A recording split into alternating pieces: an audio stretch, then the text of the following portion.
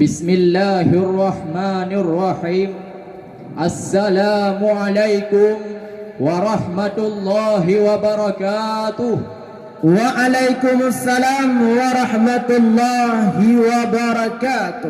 Alhamdulillah. Alhamdulillahilladzi khalaqan nasa min dzakarin wa unsa.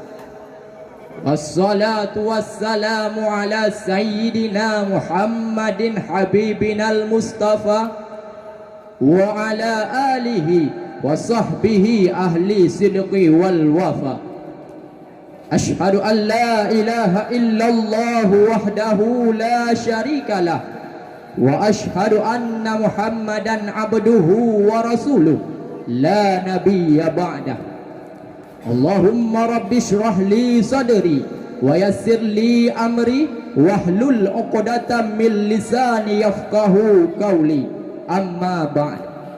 Yang mulia dan yang terhormat pada Walid beserta keluarganya, yang mulia dan yang terhormat pada Abah dan Abi beserta keluarganya, yang mulia dan yang terhormat pada seluruh dewan guru serta dewan hakim yang akan menilai kami dengan seadil-adilnya, yang mulia dan juga yang terhormat pada seluruh santriwan dan santriwati sebagai generasi di masa yang akan datang. Para hadirin dewan hakim yang kami muliakan, jihad menurut syariat Islam adalah berjuang, berusaha dan ikhtiar dengan sungguh-sungguh. Jihad dilaksanakan untuk menjalankan misi utama manusia, yaitu menegakkan agama Allah atau menjaga tetap tegak dengan cara-cara yang sesuai, yaitu dengan garis perjuangan Rasulullah dan Al-Quran.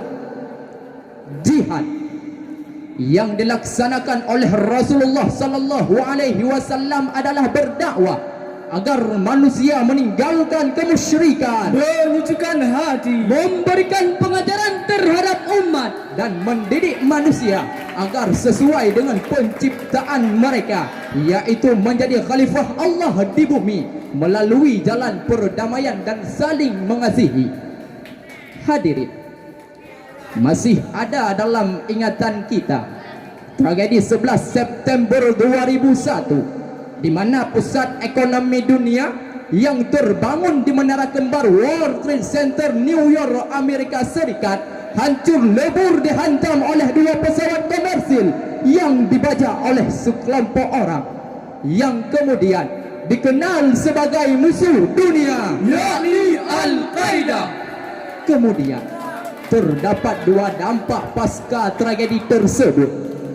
Pertama, dunia saat ini mulai melihat negara jajahan yang terbangun di Eropa yang terus terjajah.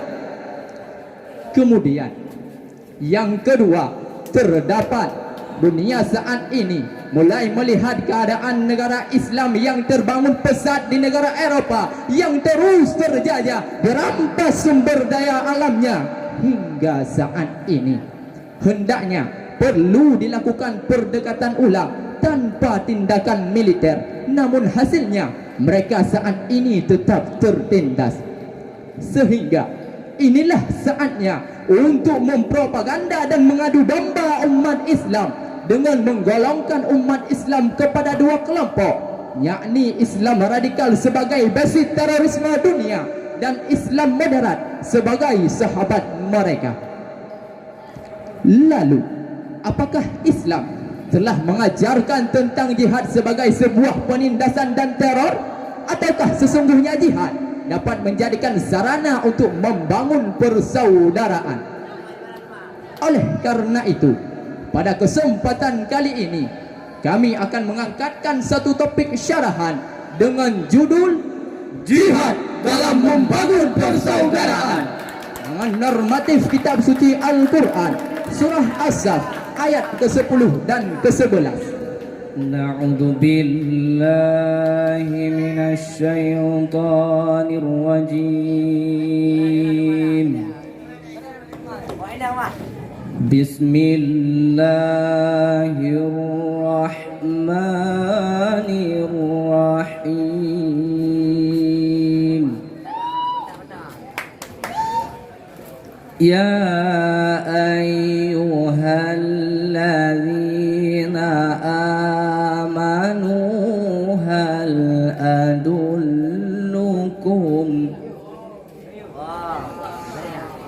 هل أدلكم على تجارة تنجيكم من عذاب أليم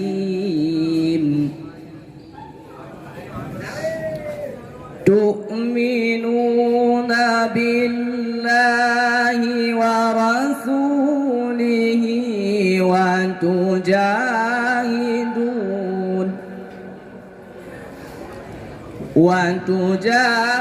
وتجاهدون في سبيل الله بأموالكم وأنفسكم ذلكم خير لكم إن كنتم تعلمون. Kami berlindung kepada Allah dari godaan syaitan yang terkutuk dengan menyebut namamu ya Allah yang maha pengasih lagi maha penyayang. Wahai orang-orang yang beriman, maukah kamu aku tunjukkan suatu perdagangan yang dapat menyelamatkan kamu dari azab yang pedih, yaitu kamu beriman kepada Allah dan Rasul-Nya dan berjihad di jalan Allah dengan harta dan jiwamu. Itulah yang lebih baik bagi kamu jika kamu mengetahui. Para hadirin Dewan Hakim yang kami muliakan, dalam tafsir Al-Jalalain jilid keempat halaman 263, Imam Jalaluddin As-Sayuti dan Imam Jalaluddin Al-Wahalli menjelaskan bahawa tu'minuna ay tadumuna alal iman, kalian berkekalan tetap dan teguh dalam beriman kepada Allah dan Rasul-Nya. Hadirin, asbabun nuzul dari turunnya ayat tadi itu karena perkataan sebahagian sahabat kepada Rasulullah, jikalau kami ketahui amalan apa yang paling dicintai Allah, maka tentu akan kami amalkan. Ada yang berpendapat ayat tadi diturunkan kepada Utsman bin Maz'un ketika beliau berkata kepada Rasulullah, aku ingin engkau beritahukan kepadaku amalan-amalan yang dicintai Allah. Lalu turunlah ayat yang dibacakan tadi dengan penegasan bahawa amalan-amalan yang paling dicintai adalah kamu beriman kepada Allah dan Rasul-Nya, kemudian kamu berjihad di jalannya. Para hadirin, dampak positif yang membawa kebaikan melalui jihad sesungguhnya selaras dengan dakwah dan jihad para ulama penyebar Islam di tanah Nusantara ini. Abdurrahman Mas'ud menjelaskan bahawa Islam Indonesia memiliki dua model yang saling mengikat. Pertama, model universal. Kedua, model domestik. Model universal adalah model yang menyatukan dunia Islam di bawah kepimpinan Rasulullah dan uswatun hasanahnya.